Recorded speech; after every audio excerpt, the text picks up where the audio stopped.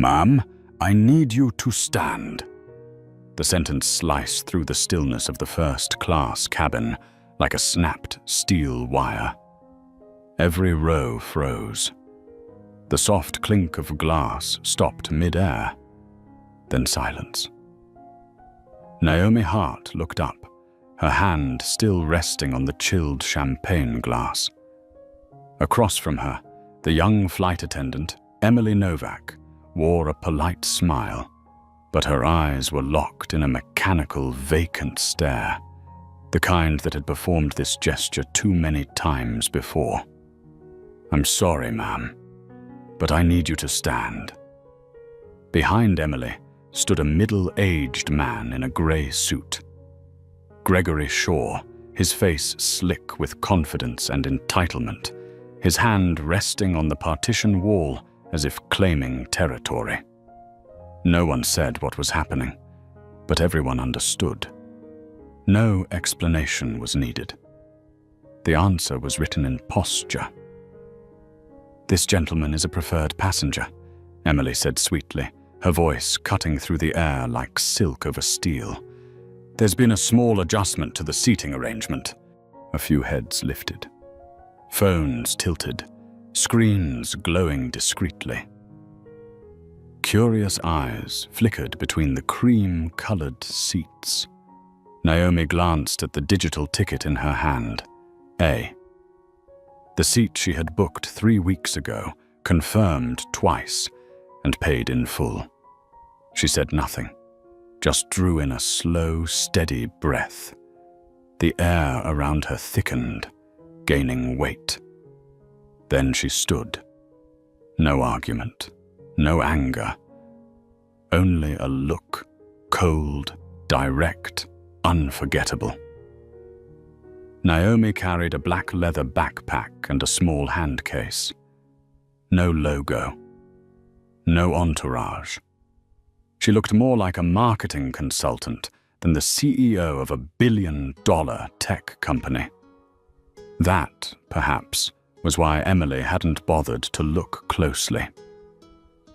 Naomi remembered the moment she boarded. Emily had scanned her ticket, her eyes flicking past her toward the line behind, assuming Naomi had entered the wrong cabin. "You're sure this is 1A?" Emily had asked, smiling out of habit, not courtesy. Naomi held up her screen. "Yes, 1A." Emily's brow had furrowed, not from confusion, but from suspicion. Then she turned to her colleague at the galley. "We've got a situation here." Not a mistake, a situation. The first-class cabin had already started to pay attention. A woman in seat 2C looked up from her fashion magazine. A man in 3A paused his call. Naomi remained composed, her lips pressed into a perfect line. She knew exactly what this was. She had seen that look before, in boardrooms, at conferences, in front-and-star hotel lobbies, where people politely said, "I'm sorry, you might be on the wrong floor."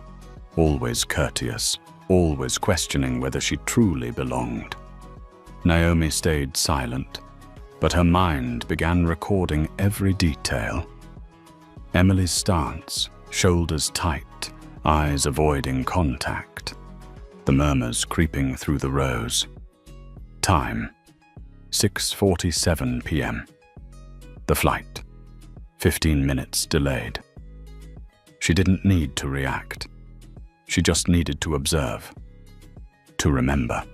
Because only a handful of people on this plane knew that Apex Air was about to launch its new coordination system, and Altura Systems, Naomi's company, controlled the entire digital infrastructure. Flight schedules, fuel management, baggage tracking, crew data. Everything. 3 months of negotiation, 8 months of testing. And Naomi Hart was the only person with the authority to press, activate, or suspend. Yet here, in their eyes, she was just another black woman who didn't belong. a mistake in their white leather world of champagne and comfort. Footsteps sounded behind her. The scent of expensive cologne filled the air. Gregory Shaw walked past, placed his briefcase in the overhead bin, and sat down in seat 1A. He didn't look at her. He didn't need to. She was already gone. In the rear cabin, Naomi found her new seat, 18C. Quietly, she placed her bag under the seat and opened her laptop. Her fingers brushed across the keyboard, not to work, but to remember. One last glance forward, where the warm light of first class still shimmered over Gregory Shaw's self-satisfied smile. Naomi tilted her head, her lips curving into the faintest suggestion of a smile. No one knew. But in that moment of quiet humiliation, she had already begun the first step of reclaiming justice for herself. Not through rage, but through silent power. And as the engines roared to life, Naomi Hart, the woman who had been asked to leave seat 1A, made a decision. They would all learn what the word priority truly meant.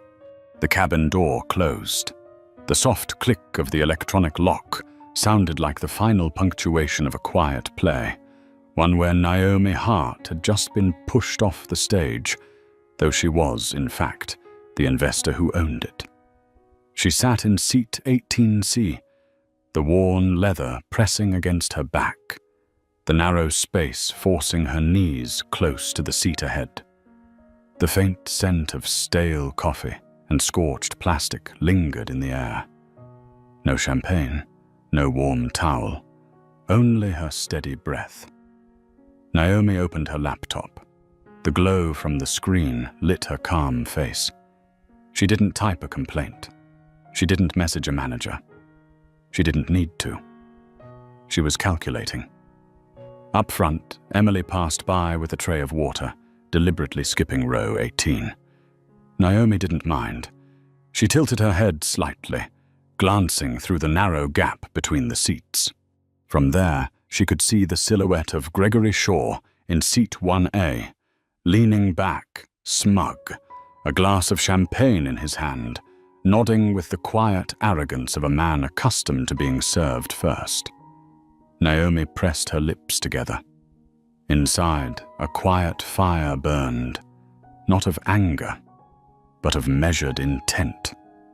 3 hours earlier, at the Manhattan headquarters of Altura Systems, her legal team had sent the final contract to Apex Air. A $700 million deal, making Altura the digital backbone of the entire airline. Within 72 hours, the entire system, flight schedules, fuel control, baggage tracking, crew data, would run on Altura's platform, designed, supervised, and fully controlled by Naomi herself. Buried deep within the contract was an unnoticed clause, a small but powerful safeguard that granted her the authority to suspend all access if the partner violated ethical standards or damaged the integrity of the collaboration. She called it Protocol Sigma, a single digital switch, absolute and final. Naomi once believed in collaboration, in changing things from within. She had ignored the internal reports about Apex's repeated discrimination against employees and passengers. She wanted to believe she could help fix the culture. But the moment Emily told her to stand up for a preferred passenger, Naomi understood. The system didn't want change. It wanted order, neatly wrapped in a professional smile. A soft ding broke her thoughts. A message from Daniel Ruiz, Altura's CFO. Alan Pierce confirmed the signing for Monday. They're thrilled, ready for the media launch. Naomi looked at the message and smiled faintly. Thrilled? They had no idea that within just 3 hours, that same system could freeze into a silent block worth hundreds of millions. She closed the laptop. The cabin light gleamed faintly on the metal tray table, cold and sharp, like a thought forming into shape. A well-dressed older woman in a silk dress walked past, glancing at Naomi with a mix of pity and judgment. The woman sighed and shook her head slightly. Naomi caught that look and realized she had seen it her entire life. From Harvard to Silicon Valley, from global tech summits to boardrooms where men shook hands over her head, Naomi had learned to survive through strategic silence. She had heard people say she was brilliant, but a little too confident. A little too confident, meaning she refused to bow. The plane began to taxi. Naomi closed her eyes and listened as the engine swelled. Her heartbeat aligned with the steady vibration of the metal floor. 1 beat, 2 beats, then calm. She thought of her father, an aerospace engineer, who once told her, "You know, planes don't fly because of beautiful wings, but because of the perfect balance between lift and drag. People are the same." Naomi smiled softly. Tonight, that balance was about to be disturbed. From the front of the cabin, Gregory's voice carried clearly through her headset. He was on the phone, not even bothering to lower his tone. "I handled it. They always think they're special. People like that never understand how real business works." Naomi opened her eyes.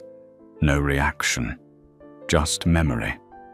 She drafted an email. Subject, Protocol Sigma, standby. Body, prepare to inspect the full Apex air system.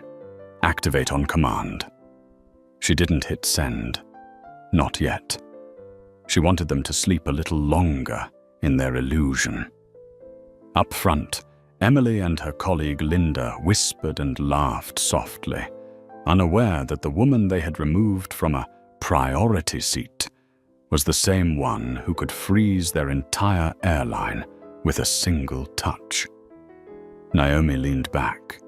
The window reflected her face, calm, steady, her eyes bright, and the quiet smile of someone holding a power the world had yet to recognize. She whispered, almost to herself, "Not everyone in the front seat is the one flying the plane." And the aircraft named Apex 612 rolled off the runway, carrying with it a lesson the entire world was about to learn. The seatbelt sign chimed softly.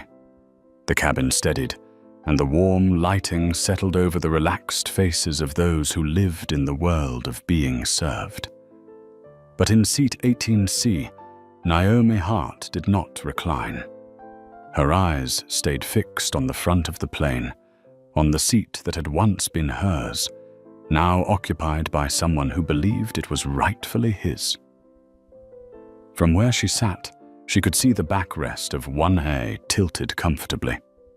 Gregory Shaw stretched his legs, jacket unbuttoned. Holding his champagne like it was a symbol of natural privilege. On his wrist, a Patek Philippe glimmered.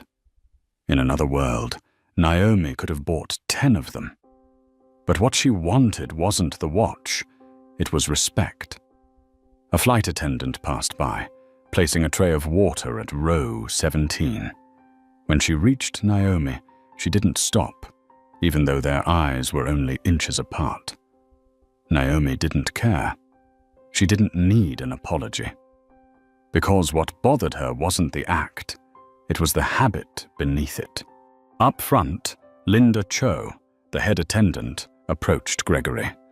Her voice carried just enough to be overheard by those nearby. "Thank you for your patience, sir. We truly appreciate your cooperation. I hope the seat meets your expectations." "Perfect." Gregory replied, without looking at her. "And remember," he gestured towards the back, "make sure the passengers back there don't cause trouble. I want a quiet flight." Naomi almost laughed. Quiet, she thought. Such a curious word.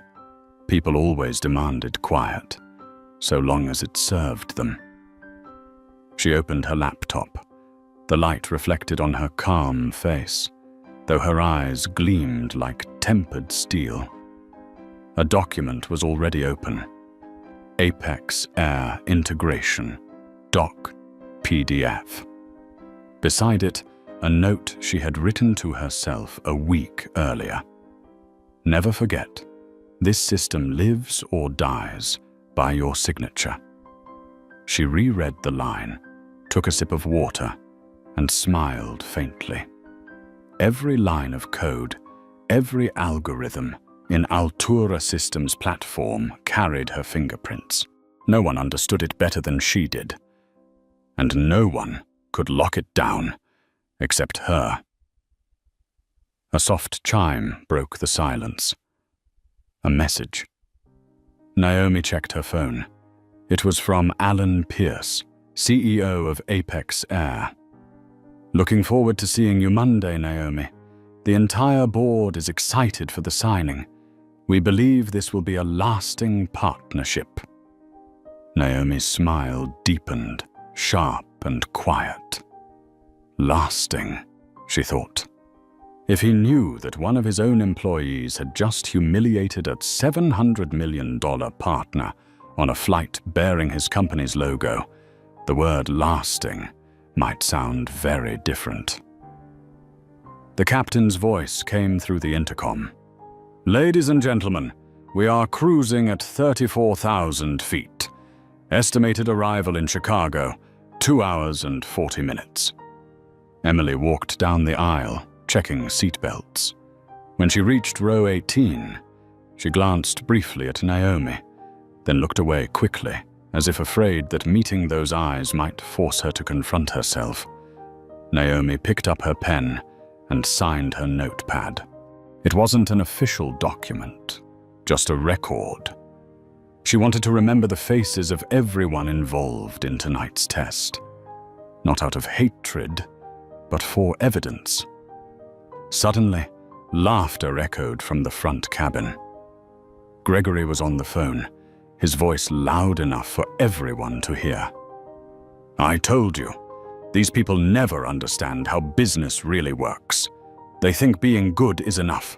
No, it's about connections, about who you know." Naomi listened. Each word landed like a cold blade.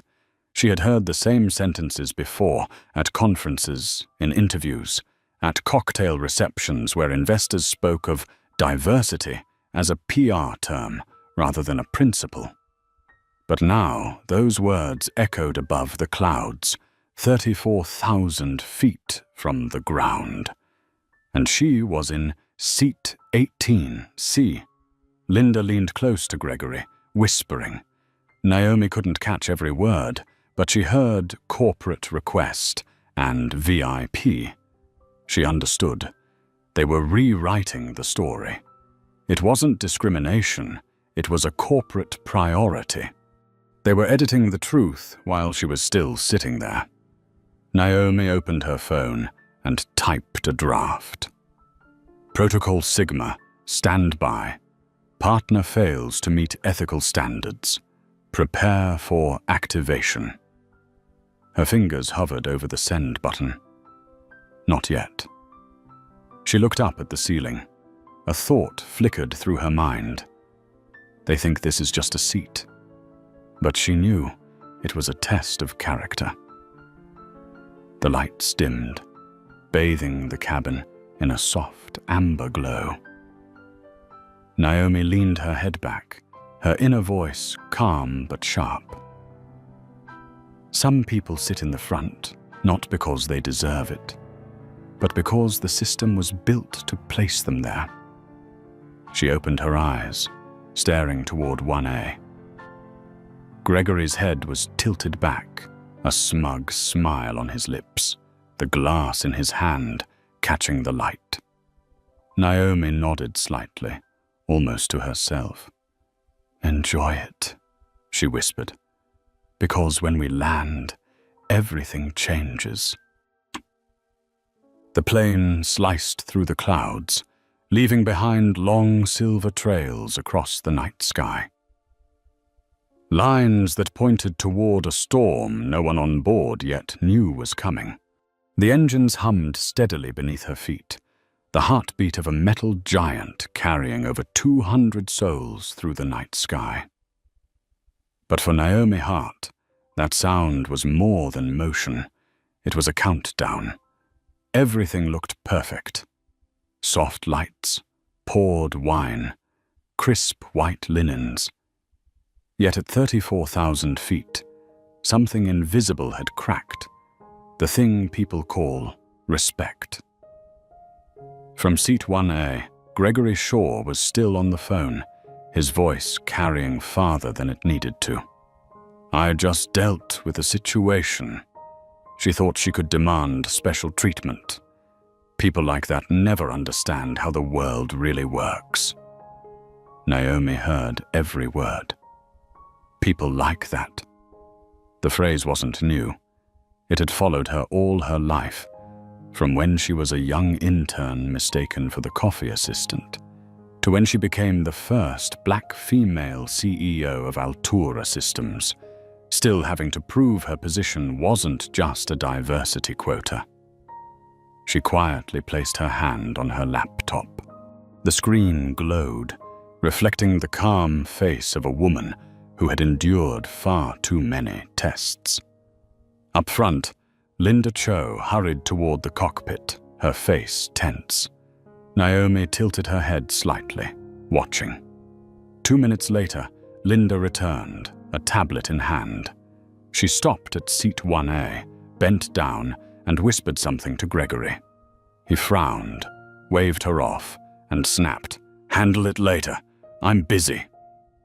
Naomi couldn't hear everything, but she saw enough, the way Linda's shoulders tightened, her hand gripping the edge of the tablet. Something had just been discovered. They knew, not everything, but enough to realize who they had just offended. A young man in row 16 turned his head, his gaze briefly meeting Naomi's. He was wearing a gray hoodie, headphones around his neck. Jaden Brooks. Their eyes met, not in pity, but in understanding. A quiet acknowledgement between two strangers who knew what it meant to be out of place. Naomi gave a small nod. No words, just a sign. "I'm fine." But they aren't. She opened her inbox. 3 new messages from Alan Pierce, CEO of Apex Air. "Looking forward to meeting you Monday. We have full faith in Altura. This partnership will redefine the company's future." Naomi read each line and smiled faintly. History indeed, but not the kind they expected.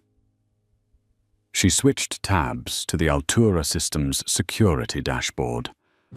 On the screen, a small blue window glowed.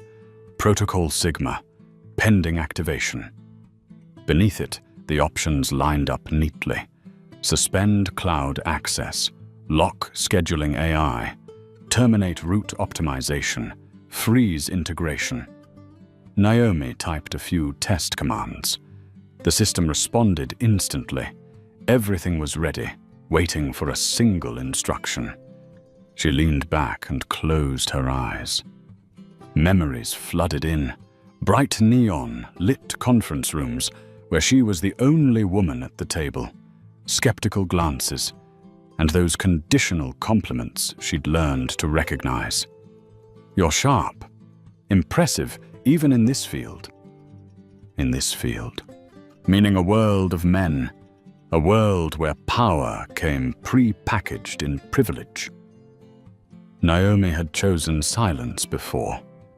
Not out of weakness, but because she understood that real change required patience and precision. And now, that moment was approaching. She opened a new email draft. Subject: Protocol Sigma, Standby Mode. Body: Technical team to confirm full audit activation of Apex Air's systems upon command. Suspend all external access until ethical verification is complete. Her finger hovered over Send. She looked out the window, where the city lights far below drifted like a river of silver. Not yet. She wanted them confident a little longer, wanted them to believe they'd won, that everything was still under control. When the strike came, it had to be perfect, mathematically precise. The intercom chimed. "Ladies and gentlemen, we'll begin dinner service shortly. Please remain seated."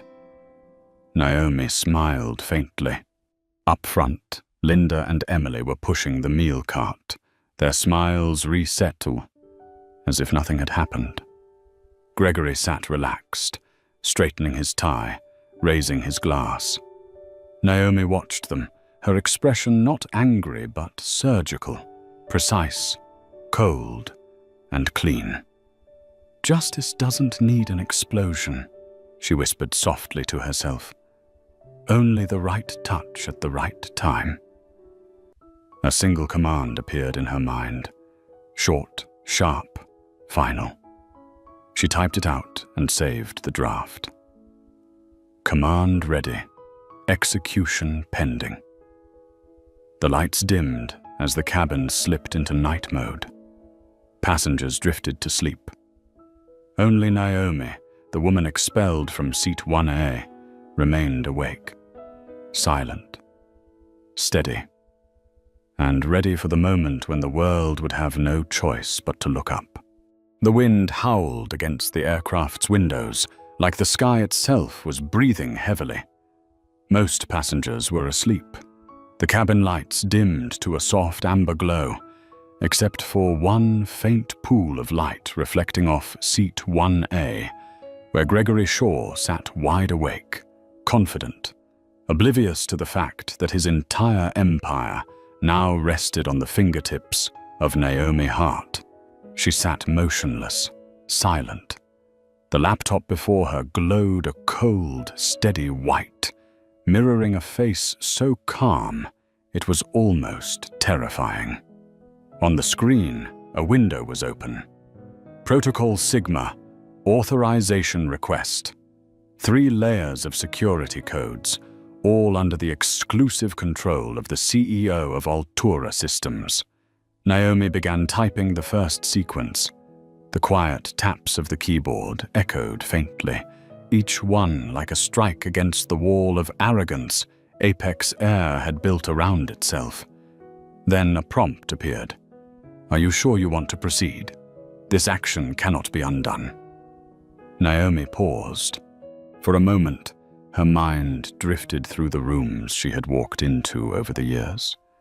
Rooms filled with polished marble floors and colder smiles, where men introduced themselves with titles longer than their names, where they called her the bright young lady, and smirked as she left the table. They thought she would know her place. They were wrong.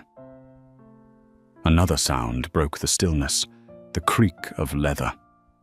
Gregory was still on the phone, his voice cutting through the quiet. "I'm telling you, Alan needs to learn how to choose his partners better. I can't stand working with these companies that only talk about diversity. They don't understand how real business works." Alan. Naomi's lips curved slightly. The man Gregory had just mentioned, Alan Pierce, CEO of Apex Air, was the same man about to sign the biggest contract of his career, with her.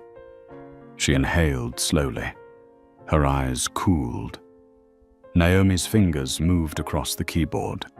A single command appeared, precise and unwavering. Command: initiate full audit, suspend cloud access, activate Sigma protocol. Enter. A faint click followed. Just one tiny sound in a noisy world, but enough to turn a $700 million system upside down. Outside, the aircraft sliced through the clouds in silence, but on the ground, the servers of Apex Air began to light up with warning codes. In the Denver data center, access denied. In the Chicago flight scheduling hub, connection timeout. In Dallas baggage control, system lock engaged. Within 60 seconds, the operational heart of Apex Air was frozen. Naomi stared at the screen. The confirmation line appeared. Protocol Sigma activated. Ethics review pending. She sat still. No triumph, no satisfaction. This wasn't revenge. This was balance.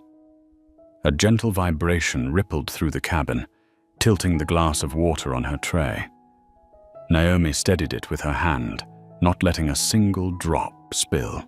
It was how she lived, composed, deliberate, in control, even as the world around her shook. Up front, Emily and Linda continued chatting, laughing softly, unaware that somewhere their airline's core systems were freezing one by one. Gregory lifted his glass, toasting to nothing but his own pride, the image of a man convinced he was exactly where he belonged. Naomi glanced at her watch. 9:02 p.m. On schedule. She opened her phone and sent a message to Olivia Park, Altura's chief legal counsel. Sigma initiated. Ethics clause triggered. Begin documentation. The reply came almost instantly. Received. Are you sure? Naomi typed back. I'm not sure about them, but I'm sure about me. She leaned back and looked out the window. Far below, the city lights shimmered like veins of living circuitry. A deep calm spread through her chest. She knew that by morning, phones would ring, inboxes would overflow, and Apex's boardroom would erupt in chaos. The same people who once treated her as the second partner would finally understand what consequence looked like. In row 16, Jaden glanced back. He saw Naomi close her laptop, her face serene, not angry, just unshakably composed. He didn't know why, but something in him sensed she had just done something monumental. Naomi fastened her seatbelt, her gaze fixed on the front cabin. The warm overhead light glowed over Gregory as he laughed with the attendants, champagne swirling in his glass. She watched, then whispered softly to herself, "They think they're flying high, but they don't realize the ground has already disappeared beneath them." She closed her eyes, a brief, peaceful rest after a single keystroke that had just ignited a $700 million earthquake. Apex Flight 612 sliced through the night sky, quiet and steady. From the outside, it seemed peaceful. But beneath that calm surface, a storm was already forming, not in the engines, but online. In row 16, Jaden Brooks, a young software engineer, held his phone and looked toward the front. From where he sat, he could see Naomi Hart in 18C, upright, contouled, eyes closed, her calmness unsettling in its stillness. Far ahead, in first class, Gregory Shaw laughed loudly, his voice echoing through the cabin. "I told them already. People like her only talk, they never act. They think that throwing a tech project at us will earn them respect. It's hilarious." His words carried far enough to be heard 2 cabins away. Some passengers exchanged uneasy glances. A few looked down, pretending not to hear. Others frowned but stayed silent. Jayden didn't. He opened his camera. The image shook slightly with the hum of the plane, but was clear enough. The man in 1A in a grey suit, glass of wine in hand, and farther back, a black woman sitting in silence, light reflecting off her cheek, calm and cold. Jayden thought, this can't just slide by.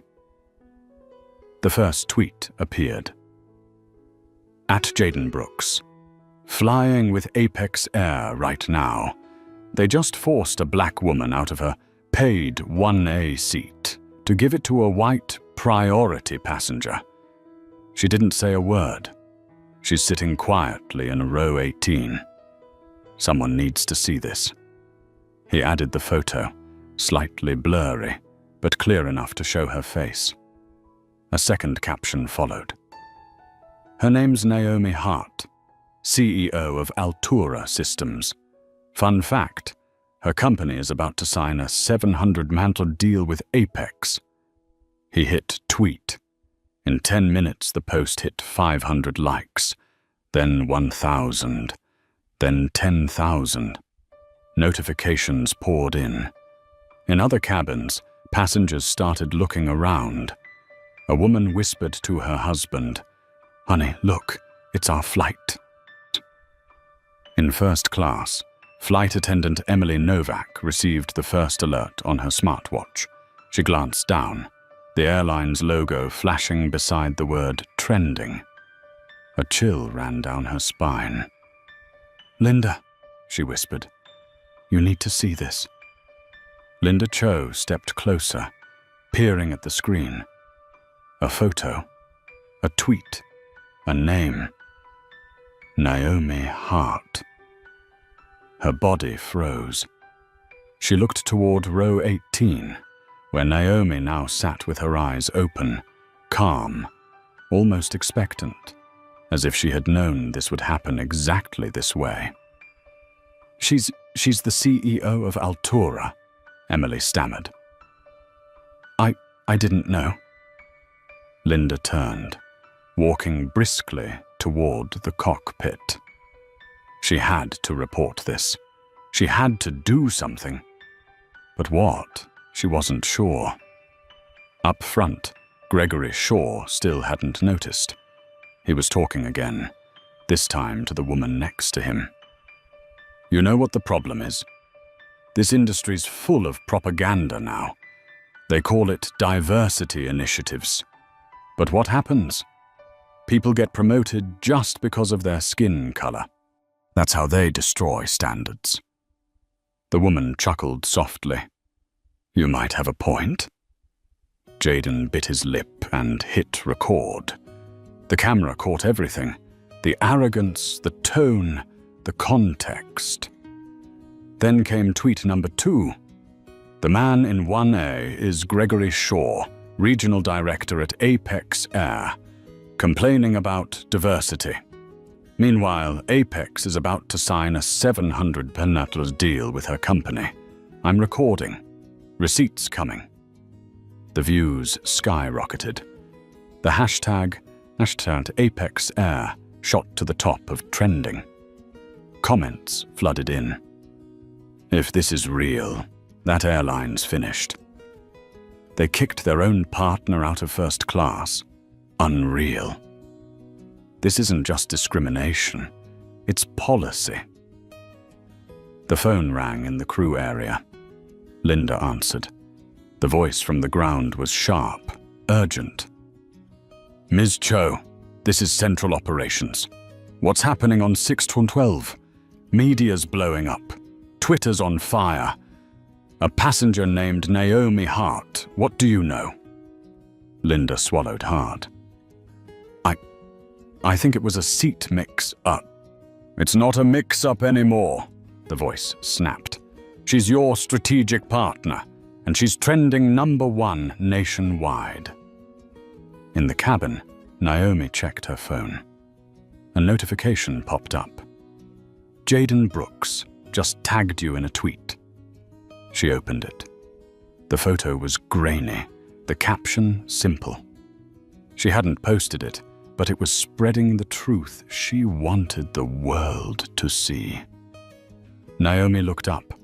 The light from her screen flickered in her eyes, not with anger, but with quiet conviction. At last, without her saying a single word, the world was speaking for her. She smiled faintly, the kind of smile born not from victory, but from clarity. The satisfaction of watching a seed take root in the storm. Outside, the night sky remained still. But below, social media was blazing like wildfire, and every eye in the country was turning upward to Flight 612. 3,000 miles away, inside the 42-story glass headquarters of Apex Air in Chicago, the office lights still burned, even though it was well past 9 at night. Most employees had gone home. Only one man remained in the vast conference room, surrounded by screens flashing with red alerts. Alan Pierce, CEO of Apex Air, set down his cup of coffee, just as his phone buzzed. The caller ID read, "Corporate Communications Director." "Alan, we have a serious problem." "At this hour?" "What?" "It's urgent. She's on Flight 612. "Who's she?" "Naomi Hart, the CEO of Altura Systems." Alan froze. That couldn't be right. She was flying with Apex? He hadn't heard anything about it. What happened? A passenger uploaded a video. It's spreading like wildfire. We're being accused of discrimination against our own $700 million partner. Alan opened his laptop and clicked the link his subordinate had sent. On the screen, a shaky video appeared, the interior of an airplane. A man's voice rang out clearly. "People like that don't understand how the world works." And in the background, Naomi Hart, sitting silently in row 18C. Alan shot to his feet, coffee spilling across the table. "Take that video down. Call the PR team right now." "We can't. It already has over 200,000 views in 10 minutes. Another voice joined the call, this one from the speakerphone. Rakesh Patel, Apex's CTO. "Alan, there's something else. I just checked the integration dashboard. Altura's system, it's locked. None of our accounts can access it." Alan frowned. "A system glitch?" "No, a manual lockout. A command from the highest authorization level at Altura, with the CEO's digital signature." Alan's blood ran cold. "You're telling me Naomi Hart just shut down our entire system?" "Exactly. Everything. Flight scheduling, baggage management, crew coordination. It's all frozen. If we can't restore access within 2 hours, tomorrow morning's operations will collapse." Alan began pacing, sweat gathering under his collar. His phone rang again. The chairman of the board. "Alan, what the hell is happening? I've had a dozen calls from shareholders. CNN and Bloomberg are running the video. Our stock is already down 2 points in after-hours trading." Alan's voice trembled. "We're handling it. It's just a misunderstanding with a passenger. That passenger is your strategic partner, the one with the power to freeze your entire airline. Do you even realize what that means?" Alan turned back to the screen. The control panel was flashing with warnings. "Access denied. Manual override failed. Emergency login rejected. The same system he had proudly described at a press conference as the most advanced in the country was now a useless shell.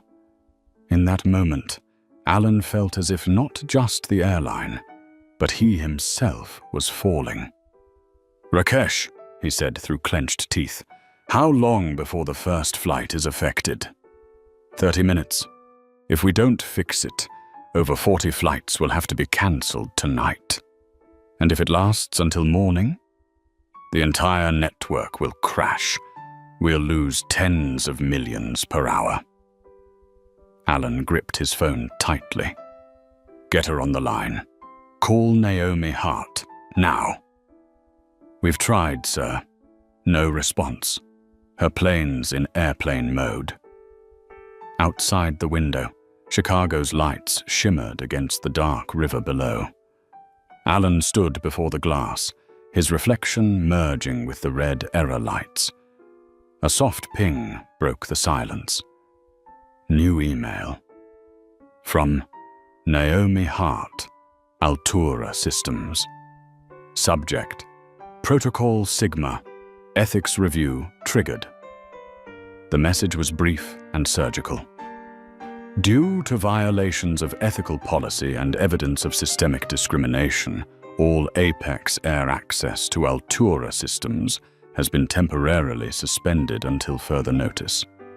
Contract Clause D, Section 4 activated. NH. Alan read it once, then collapsed into his chair, his eyes fixed on the final line. "This action cannot be reversed without Altura authorization." The chairman's voice roared through the speaker. "Alan, if this isn't resolved within the hour, you can consider your position terminated." Alan said nothing. He just stared at the countdown ticking across the screen, each second pulling Apex Air closer to the point of no return. Somewhere high above, Flight 612 still glided through the night sky. And on that plane, the woman expelled from Seat 1A was now controlling an entire airline with a single touch. Alan drew a deep breath as the realization sank in. Sometimes, the hardest fall doesn't come from losing your seat. It comes from underestimating the wrong person. The sky over Chicago was beginning to pale as Apex Flight 612 descended. Through the window, the city stretched out like a web of golden veins, streets intertwining like the lifeblood of a giant body. But inside the cabin, no one felt calm. Naomi Hart opened her eyes as the announcement came over the speaker. "Ladies and gentlemen, we are preparing for landing. Please fasten your seatbelts." She adjusted hers, her expression composed, as if she already knew every move that would follow. Overhead, Linda Cho gripped her phone, face pale. The message from headquarters still glowed on the screen. "Upon landing, escort passenger Naomi Hart to the front. Executive team awaiting. Provide her with anything she requires." Linda looked toward row 18, her pulse racing. The woman sat quietly, face serene as still water, but the air around her was sharp as steel. Up front, Gregory Shaw had stopped laughing. He kept checking his phone, his expression growing paler each time. No signal, no updates. He had no idea that the Apex headquarters below was in complete shutdown. "This can't be happening," he muttered, his fingers trembling. "The company's lost access." Linda passed by, hearing him, and lowered her head even further. The plane touched down, a soft jolt, then the long hiss of brakes. Naomi lifted her gaze. Through the window, morning light struck her face, not the glow of victory, but the illumination of justice about to be delivered in full view of the world. As the seatbelt sign clicked off, passengers stirred. Everyone knew. Those who had seen the tweets, watched the videos, or overheard the whispers, all eyes turned to her. Linda hurried down the aisle, her face ashen, as if she'd walked through a storm. "Ms. Hart," she began, her voice shaking, "on behalf of Apex Air, I want to apologize for the unfortunate misunderstanding. The management team is waiting at the gate. They want—" Naomi cut her off, voice soft but clear.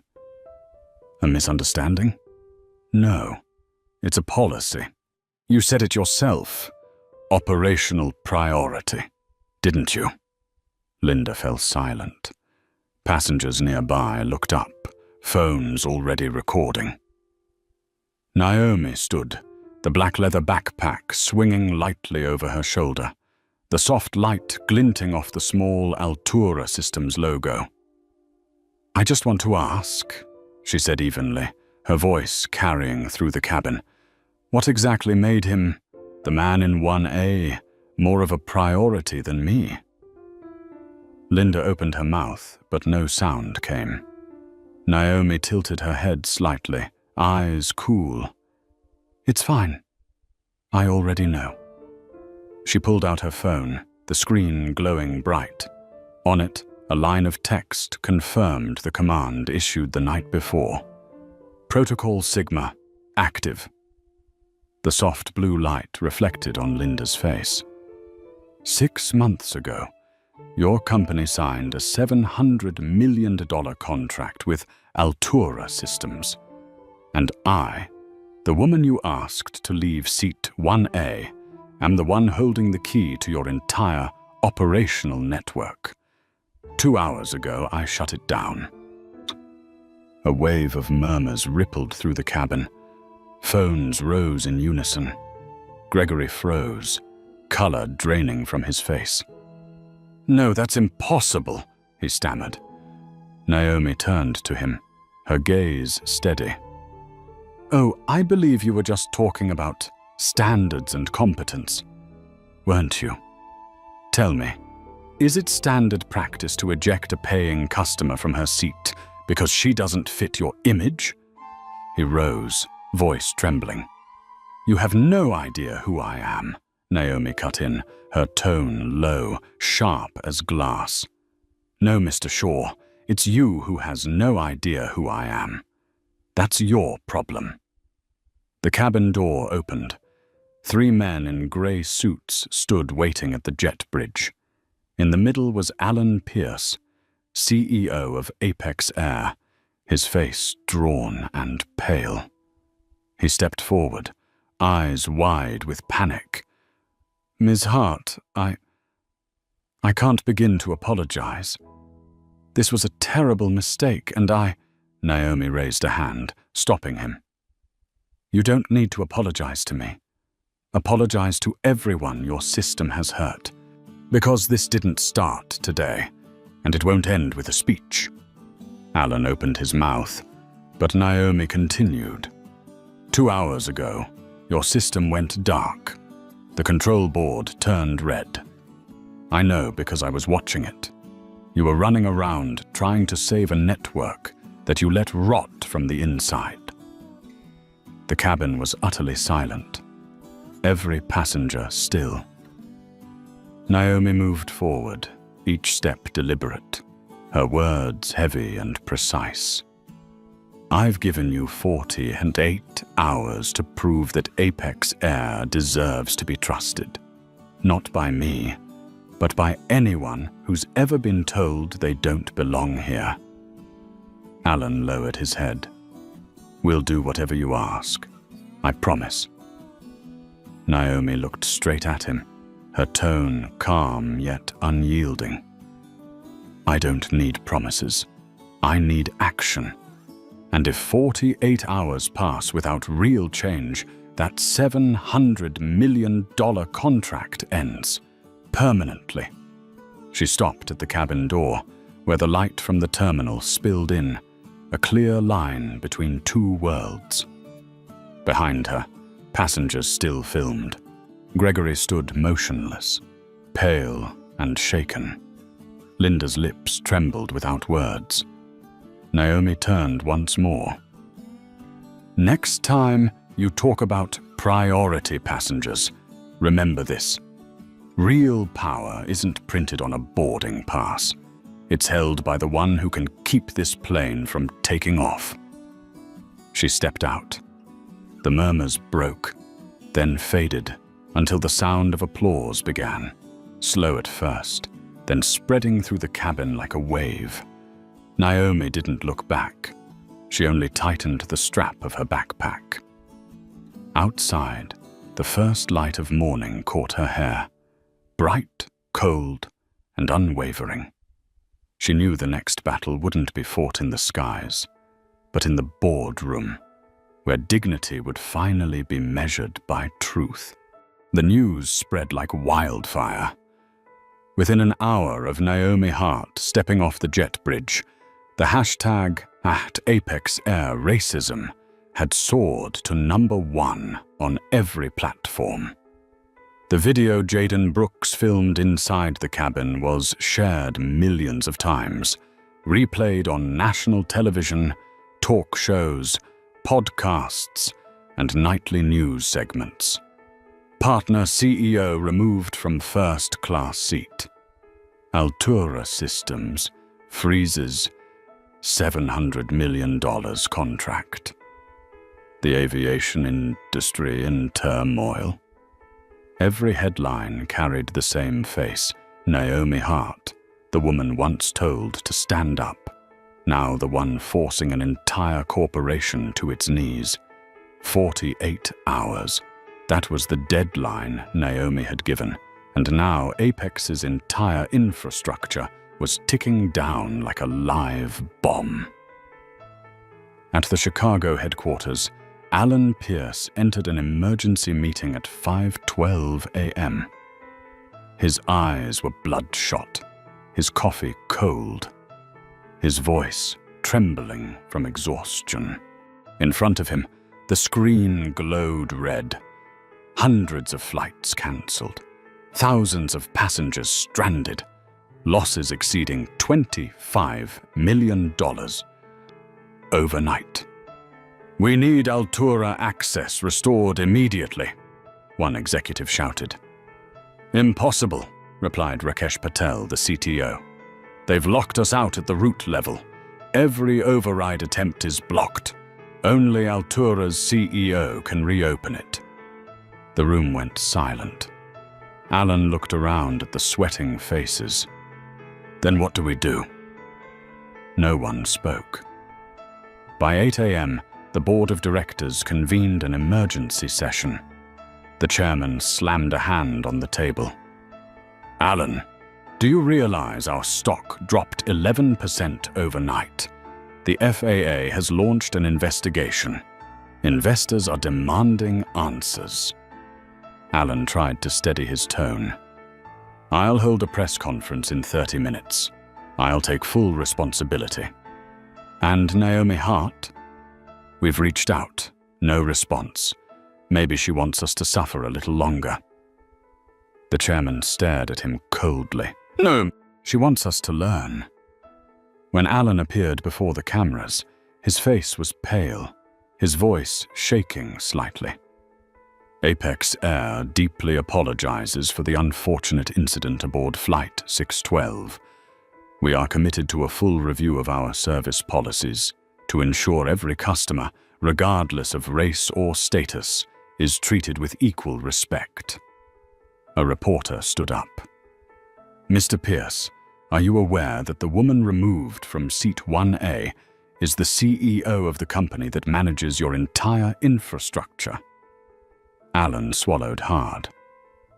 I am aware, and we're working to resolve it." "Then tell us, how many black executives currently sit on Apex Air's leadership board?" Silence. 5 seconds. 10 seconds. No answer. That moment, captured by national television, replayed hundreds of times the following day. That evening, Naomi sat in her office at Altura. The wide glass windows reflected the city lights. On her desk, 3 monitors glowed. One showing Apex's system, still full of red error codes. One showing Twitter, where the video had reached 2.7 million views. And one displaying her inbox with multiple meeting requests from Alan Pierce. Beside her sat Olivia Park, Chief Legal Counsel, and Daniel Ruiz, CFO. "Are you going to respond?"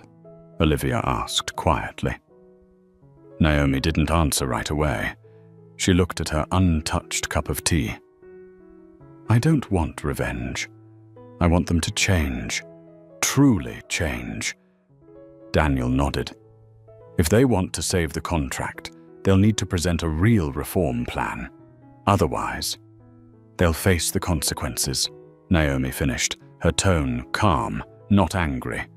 She turned toward the screen, showing Alan delivering his apology on live TV. There was no remorse in his eyes, only fear. Naomi closed hers. "They still don't understand," she said softly. "They think the problem is losing a contract. But what they've really lost is trust."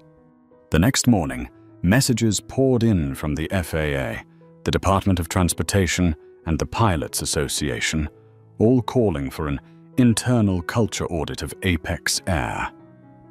By afternoon, a reporter from CNN called. "Naomi, would you like to make a statement? The entire country is watching." She smiled faintly, shaking her head. "No. I don't need to speak. They're already speaking for me." Meanwhile, in Chicago, Alan sat in the boardroom as a report was placed before him. "Naomi Hart gave us 48 hours.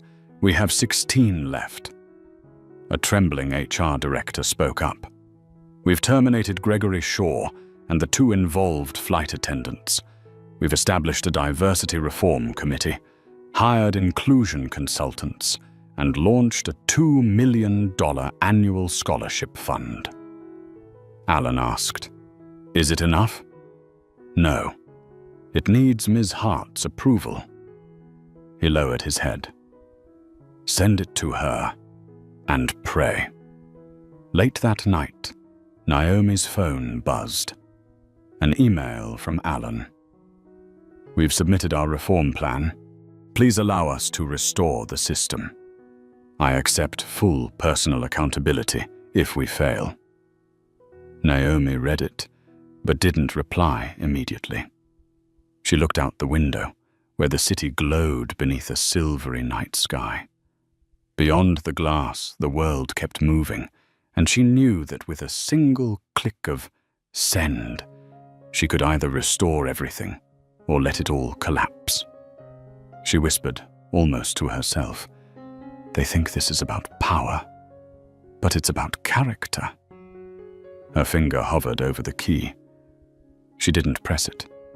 Not because she hesitated, but because she wanted them to feel every second of those 48 hours, to understand that respect is not a promise, but an action paid for in pain, loss, and awareness. At 47 hours, 5 minutes, and 33 seconds, Apex Air issued an internal memo.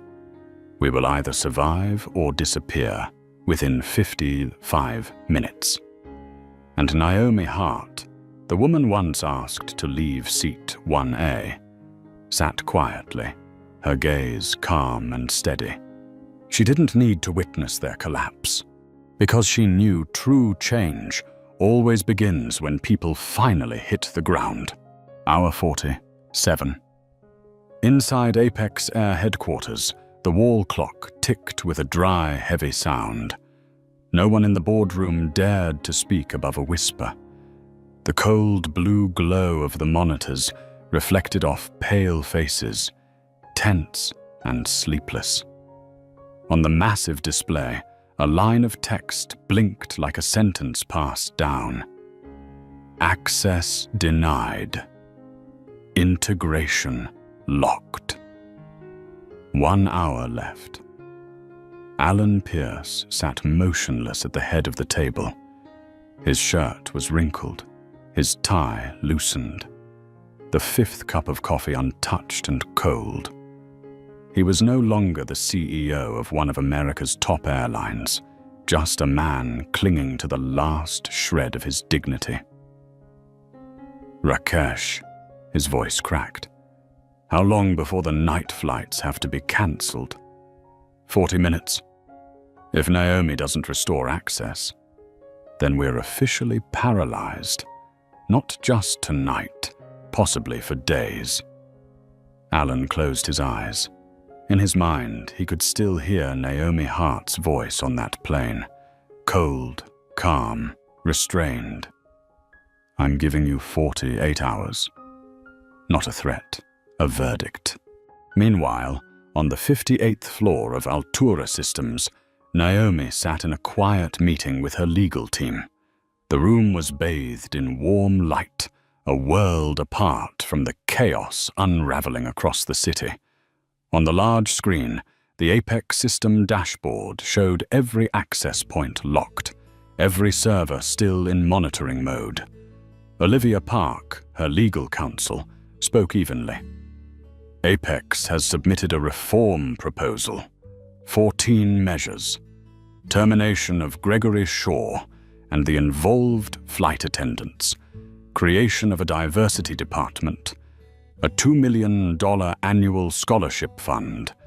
And mandatory sensitivity training for all staff." Naomi nodded. "Good. But it's still missing something." "Missing what?" asked Daniel Ruiz, the CFO. Naomi's gaze sharpened like a blade. "A personal commitment from Alan Pierce, in writing. If Apex repeats any violation within 6 months, he resigns automatically." Olivia frowned slightly. "You really want to push that far?" Naomi's voice was calm but unyielding. "I'm not pushing. I'm giving them a chance to make things right, at a cost equal to their mistake." In Chicago, Alan received the email. As he reached the final line, his hand trembled. "Resign if we violate again," he muttered. The chairman stared at him. "You have no other choice. Our stock has dropped 19% in 2 days. If you don't sign, we lose the contract entirely. If you do, we might survive." Alan exhaled, then signed.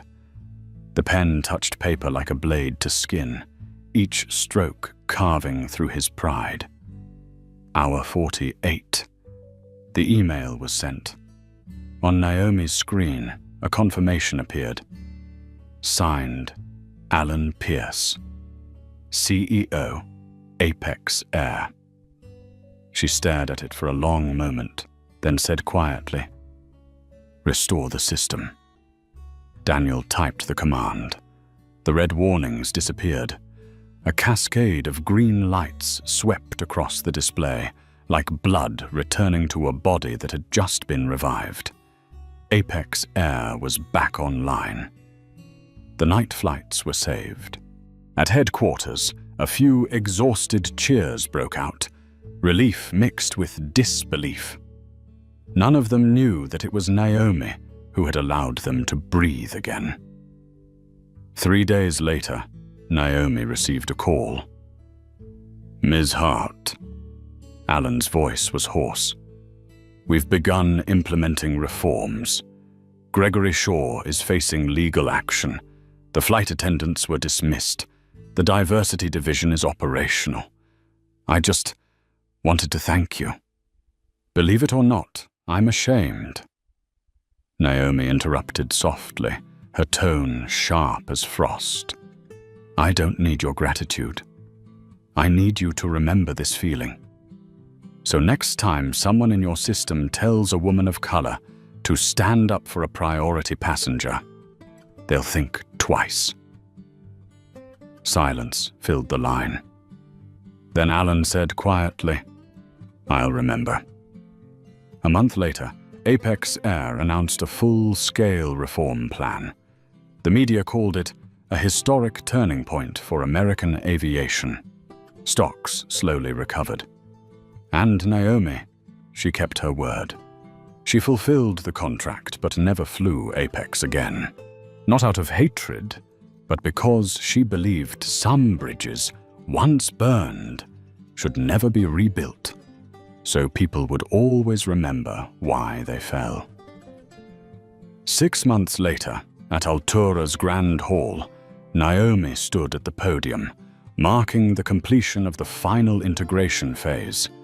Dozens of journalists and photographers surrounded her, cameras flashing. Behind her hung a white banner with bold black letters, "Integrity flies higher." Alan Pierce shook her hand. Under the blinding flashes, his face looked weary but respectful. Naomi remained calm. She knew the headlines would read, "Two companies reconcile." But the truth was, only one of them had truly changed. After the ceremony, Naomi stepped out onto the balcony. The Chicago sky was painted deep orange. Her phone buzzed. A message from Jaden Brooks, the young man who had filmed the video. "Ms. Hart, Altura just hired me. I'll be leading the Corporate Fairness Oversight Project. Thank you for believing in me." Naomi smiled. "It's not that I believed in you. It's that you chose the right moment to stand up." She remembered him clearly, the grey hoodie, the fearless eyes. An ordinary man who had done something extraordinary with nothing but a phone and courage. That evening, Naomi appeared on the podcast Voices That Matter. The host asked, "Many say you made a corporation kneel. Do you call that revenge?" Naomi shook her head, her voice steady. "No, I call it consequence. Revenge is making someone hurt like you did. Consequence is ensuring they never dare to cause that hurt again. Do you think you've changed the system?" "Not yet, but I've made it look in the mirror. That's where change begins." When the show ended, Naomi stood and removed her microphone. The studio lights dimmed, leaving her in gentle shadow. She remembered her father's words, "Justice isn't thunder, my daughter. It's light, quiet, but strong enough to pierce the clouds." She nodded softly. That light, tonight, she had carried it into the world. Not through rage, but through the precise calm of justice. Late at night, Naomi returned to her high-rise apartment overlooking Lake Michigan. She opened her laptop and typed the final entry in Altura's internal log. Protocol Sigma completed. Outcome: structural reform achieved. Status: resolved. She saved the file, closed the screen, and gazed out through the glass wall. In the distance, an Apex plane crossed the night sky, its signal lights blinking like a reminder that some lessons can only be learned when you fall. Naomi smiled faintly. Not the smile of triumph, but of someone who chose the right moment to rise. She whispered, almost to herself, "They wanted me to stand up from seat 1A. They never imagined I'd make the entire system stand up, to relearn how to treat people." The sky was silent. A streak of light cut through the clouds, reflecting in her eyes. Naomi Hart, the woman once told to leave first class, had redefined what priority truly meant. Not through title, not through power, but through dignity. And the world, even if quietly, was standing up with her. People often believe that justice must arrive with verdicts, with the echo of a gavel striking, with the kind of downfall that shakes entire systems. But Naomi Hart proved the opposite.